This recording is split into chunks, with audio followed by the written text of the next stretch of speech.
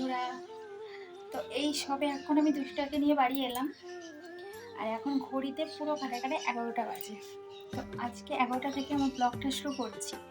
11টা থেকে দুপুর 3টে পর্যন্ত আমি কি কি করি, সব কাজগুলো আমি প্ল্যান করে কীভাবে গুছিয়ে সুন্দরভাবে করি। আর রান্না বান্না, দুষ্টাকে স্নান করানো, খাওয়ানো, মানে যা যা করি সেগুলোই আজকে তোমাদের সঙ্গে শেয়ার করবো।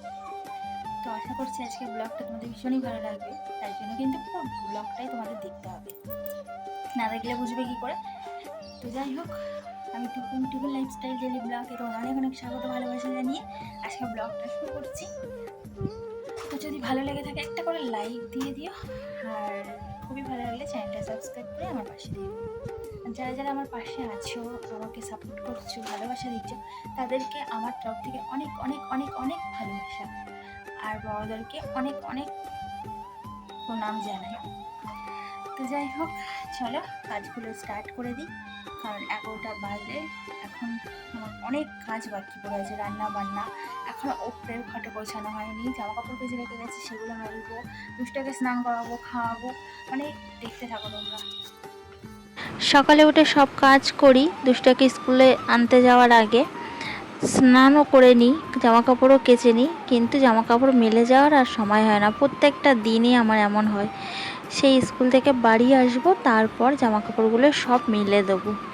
কোনো দিন আমি জামা কাপড় মেলে যেতে পারি না, মানে একদম সময় থাকে না। বেরাই তো অনেকটাই লেটে করে, যখন ছুটি হয় তার 5-10 মিনিট পর আমি বাড়ি থেকে বেরাই। আবার এতটা রাস্তা আমি হেঁটে যাই, তো প্রায় আধ ঘন্টা মতো আমার ছেলে বসে থাকে। আর ছাদটা এত গরম হয়ে গেছে, পুরো আগুনের মতো, পায়ের তলায় যেন ছাকা লাগছে। তো আবার গিয়ে চটিটা পরে এলাম, না হলে জামা কাপড়গুলো মেলতে আমার খুব কষ্ট হচ্ছিল। তো যাই হোক, জামা কাপড়গুলো সব এক এক করে মেলে দিচ্ছি, আর রৌদ্র উঠেছে খুব। তো বাড়ি এসে দেখো এখনও পর্যন্ত ড্রেসটা ছাড়ার সময়টুকুও পাইনি, আগে কাজ করতে লেগে পড়েছি, না হলে তো দেরি হয়ে যাবে সব কিছু না। 11টা বেজে গেছে, আবার রান্না বান্না বসানোর আছে। বেসিনে দুটো বাসন রেখেছি, তো দেখো কাকটা এত জ্বালাচ্ছে, মানে বলার মতো না। এই কাকদের জ্বালায় বাইরে কিছু রাখার উপায়ই নেই। বেসিনে কয়েকটা বাসন রয়েছে, ভাবলাম এই যে ঘরটা গোছাচ্ছি গুছিয়ে নিই, তারপরে বাসনগুলো ধুয়ে নেবো। তো দেখো কাক এসে হামলা শুরু করে দিয়েছে, তো তাড়িয়ে দিলাম। আমি ঘরটা গুছিয়ে নিই, তারপরে বাসনগুলো ধুয়ে নেবো। তো ওপরে ঘরটা আমার গোছানো আজকে হয়নি, সব দিন তো আর সমান হয় না, একা হাতে সব কিছু করতে হয়। কোনো দিন সকালবেলাতে এই 2 ঘরই গোছানো হয়ে যায়, আবার কোনো দিন ওপরটা হয় নিচটা হয় না, নিচটা হয় তো ওপরটা হয় না, এমনটা হয়। তো ওপরের বিছানাটা দেখো সুন্দর করে আমি গুছিয়ে নিয়েছি, আর এদিকে দেখো দুষ্টুটা ছোটাছুটি করে খেলাধুলো করছে। ও খেলা করছে করুক, আমি ঘরটা গুছিয়ে নিই। এখন ওর খাওয়ানো হয়নি, তো ঘরটা গুছিয়ে ওকে খেতে দেবো। তো পাপোশটাতে এত পরিমাণে ধুলো জমে না, মানে পুরো বালি, ধুলো তো না বালি, এই ছাদের বালিগুলো এই পাপোশটাতে জড়ো হয়। তো আমি ভালো করে বাড়ি মেরে বালিগুলোকে সব ঝরিয়ে নিলাম পাপোশ থেকে, তারপরে পাপোশটা পেতে দিলাম। আর ওদিকে আমার শাশুড়ি মা চলে এসছে, আমি খেয়াল করিনি। তো বিছানাটা গুছিয়ে এই যে দুষ্টুটাকে খেতে দিয়েছি, একটা রুটি ছিঁড়ে দিয়েছি, একটু তরকারি দিয়েছি, আলুর তরকারি করেছিলাম সকালবেলা। তরকারি না না না, ঝটপট খেয়ে নাও, আমি কাজগুলো করে নিই। এই যে দুষ্টাকে খেতে দিলাম, ও খেয়ে নিই, আর আমি কাজগুলো এদিকে করে নিই। এই যে বিছানাটা গুছিয়ে নিয়েছি, আর এই যে ঘরটা ঝাড় দেবো এবার। তো চলো আমি ঘরটা গুছিয়ে নিই। কালকে রাত্রে তোমাদের দাদাভাই বাড়ি আসার সময় বাদাম এনেছিল, তো সেই বাদামগুলো ঘরের মধ্যে বসে সব খেয়েছে, আর দেখো খোলাগুলো সব ঘরের মধ্যে ছাড়িয়ে ছাড়িয়ে ফেলেছে। যত ঝাড় দিচ্ছি তত বাদামের খোলা বেরাচ্ছে। এরা না একটু আমার কষ্টটা বোঝে না, ঘরটার মধ্যেই ফেলতে হয় বলো, এই বিবেকটুকু ওদের নেই। তো সব বাদামের খোলাগুলো ঝাড় দিয়ে আমি এই যে এক জায়গায় জড়ো করেছি, ঘরটাও ঝাড় দিয়ে নিলাম। আর এখানে কিন্তু সবই বাদামের খোলা, আর আমি এই ময়লাগুলো যত তুলছি ততই উড়ে উড়ে অন্যদিকে চলে যাচ্ছে। মানে এই খোলাগুলো ভীষণ তো পাতলা, হাওয়া লাগলেই উড়ে যাচ্ছে। তো একেবারে বাইরেটাও ভালো করে ঝাড় দিয়ে নিলাম, কারণ এই জায়গাটাতে তো বালি বালি হয়। দুষ্টুটা সর্বক্ষণ দৌড়াদৌড়ি করছে, খেলাধুলো করছে, তোমরা তো দেখোই। তো উপরে ঘরটা কমপ্লিট হয়ে গেছে, আর আমার বেসিনে বাসন ছিল, তোমরা তো দেখলেই, একটু আগে কাক এসে খুবই ডিস্টার্ব করছিল। সকালে উঠে দৌড়াতে দৌড়াতে সব কাজ করব, করে দুষ্টুটাকে আনতে যাব, আনার পরেও দেখো কত কাজ থাকে। তো সকালে চা খাওয়া হচ্ছিলো, সেই সব বাসন, সকালবেলা টিফিন খেয়েছে সেই সব বাসন আবার এক গাদা জড়ো হয়েছে। তো সেগুলোই সব ধোয়া মাজা করে নিলাম, নিয়ে চলে এলাম রান্নাঘরে। রান্নাঘরে এসে আমি ভাতটা বসিয়ে দিলাম, আমাকে আবার জল আনতে যেতে হবে, রান্নার জল একদম নিচে।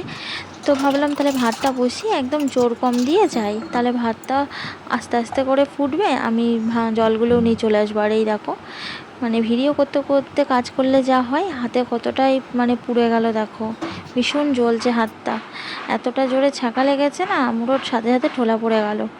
আর আমার যখনই পুড়ে যায় তখনই কিন্তু আমি পেস্ট লাগিয়ে দিই, সাথে সাথে পেস্ট লাগালে ঠোলাটা আর পড়ে না। কাজের হাত পুড়ে গেলে হয় বলো, এবার আমি কীভাবে কাজ করব, আমার ভীষণ জ্বালা করছে। তো ভিডিও করতে করতে কাজ করলে তো এমনই হয়, কেউ ক্যামেরা ধরে দেওয়ার নেই, নিজেকেই করতে হয়, তো কি করব বলো। তো এই দেখো আমি জল আনতে যাচ্ছি, আর হাতটা কিন্তু দেখো উঁচু করে রেখেছি, ভীষণ জ্বালা করছিল, তো একদম নিচ থেকে জলটা নিয়ে চলে এলাম। তো প্রত্যেক দিন এরকম আমার জল তুলতে হয়, আর আমার প্রচুর কষ্ট হয়, কারণ সি সেকশন আছে, সেখানে কিন্তু প্রচুর যন্ত্রণা ব্যথা হয়। তো কিছু করার নেই, কারণ এই কাজগুলো আমার কে করে দেবে, আমাকে তো করতে হবে না। তো প্রত্যেক দিনের সংসারের যা কাজ সেগুলো তো আমাকেই করতে হবে। তো ভাতটা দেখলাম রান্নাঘরে এসে হয়ে গেছে, তো ভাতটা এখন আমি ফ্যান গেলে নেবো। আর বলো না, ভাতটা ফ্যান গালতে গিয়ে হাতটা যেখানে পুড়ে গেছিলো সেই জায়গাটা আবার ছাকা লাগলো। বাবা এমনিই জ্বলছে, তার উপরে আবার জ্বলুনি, মানে কি বলবো, সেই যে কাটা গায়ের ওপরে নুনের ছিটে বলে না, আমারও সেই অবস্থা হয়েছে। তো ভাতটা হয়ে গেছে, তোমরা তো দেখলে, আর শাক ভাজা করে নিয়েছিলাম, সেটা আর দেখানো হয়নি। তো এ ঘরে চলে এলাম সবজি কাটতে, সবজিটা না কাটা হয়নি, ওই জন্য গ্যাসটা অফ করে দিয়ে আসতে হলো। তো আমি এখানে কচুরমুখী আর আলু কেটে নিচ্ছি।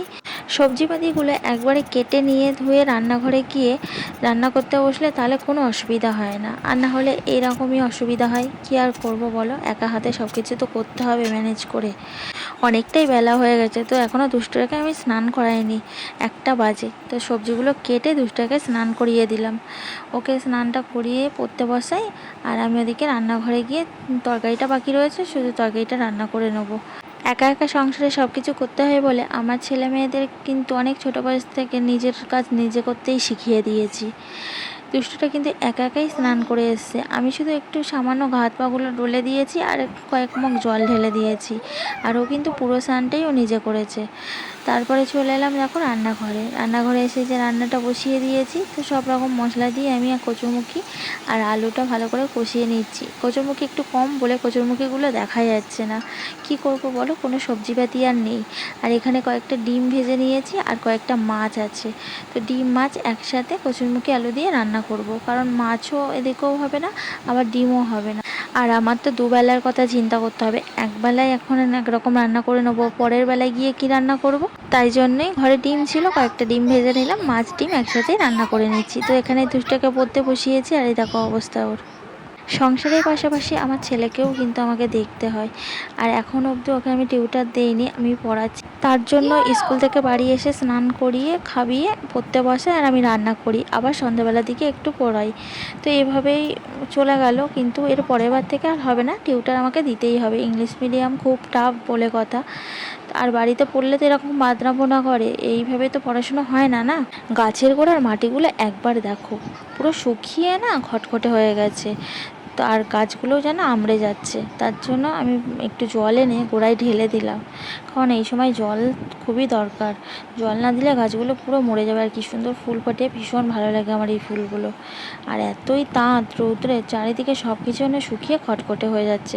তো রান্নাবান্না কমপ্লিট হয়ে গেছে, আর আমি এখানে দুষ্টটার জন্য খাবার বেড়েছি। এখন কিন্তু ঘড়িতে পুরো 2:30 বাজে, আর রান্নাটা এই সবে মাত্র জাস্ট হলো। ভীষণ গরম, আমি না মাখতেই পাচ্ছি না, এতটাই গরম, আমার হাত পুরো পুড়ে যাচ্ছে। আর ভাতও গরম, তরকারিও গরম, দুটোই গরম।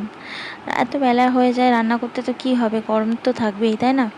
তো এই দেখো দুষ্টটাকে খাইয়ে দিচ্ছি, আজকে আমাকেই খাইয়ে দিতে হবে, ও একা একা খাবে না, ও খাবে আর ঘুরে ঘুরে এরকম খেলা করবে। দেখেছো কীভাবে খাচ্ছে, বাচ্চাদের মতো, একদম ছোট্ট পুন্টু বাচ্চাদের মতো। তো ওকে খাইয়ে আমিও খেয়ে নিলাম। তো এই যে বাসনপত্রগুলো এখন ধুয়ে নেবো খাওয়া দাওয়ার। সারাদিনে কিন্তু আমার অনেক বাসন ধুতে হয়। তো ভাদ্র মাসে কদিন তো খুব ভালো রৌদ্র উঠছে, কারা কারা জামা কাপড় সব রৌদ্র দিয়েছো। এই ভাদ্র মাসে তো সবাই জামা কাপড় রৌদ্রে দেয়, অনেকে ভিডিও বানাচ্ছে।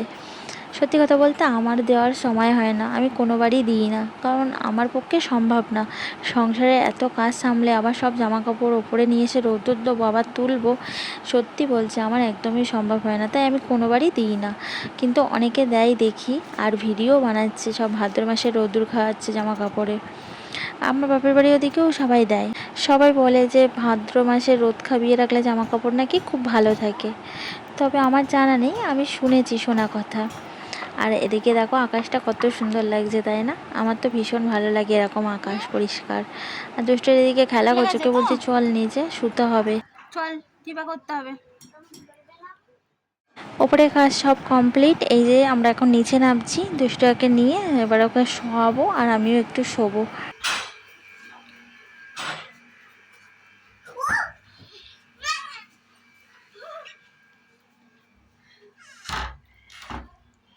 তো এই দেখো এখন পুরো 3টে বাজে। তো এই যে 3টে বাজে আর আমার এই সব কাজকর্ম শেষ হলো। এবার আমি শোবো একটু আর দুষ্টুটাকেও শোয়াবো। তো তোমাদেরকে বলেছিলাম যে 11টা থেকে 3টে অবধি আমি কি কি করি সেগুলোই তোমাদের সাথে আজকে শেয়ার করব। তো তোমরা আশা করি সবটাই দেখলে। কেমন লাগলো কিন্তু অবশ্যই জানিও কমেন্টস করে, আর ভালো লাগলে লাইক করে দিও। যারা যারা এখনো চ্যানেলটা সাবস্ক্রাইব করোনি ঝটপট আমার চ্যানেলটা সাবস্ক্রাইব করে আমার পাশে রাখো। তোমাদের সবাইকে অনেক অনেক ভালোবাসা জানাই। সবাই সুস্থ থাকবে, খুব ভালো থাকবে।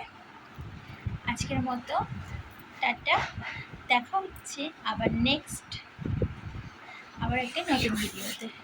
চলো টাটা, কখন টাটা করে দাও।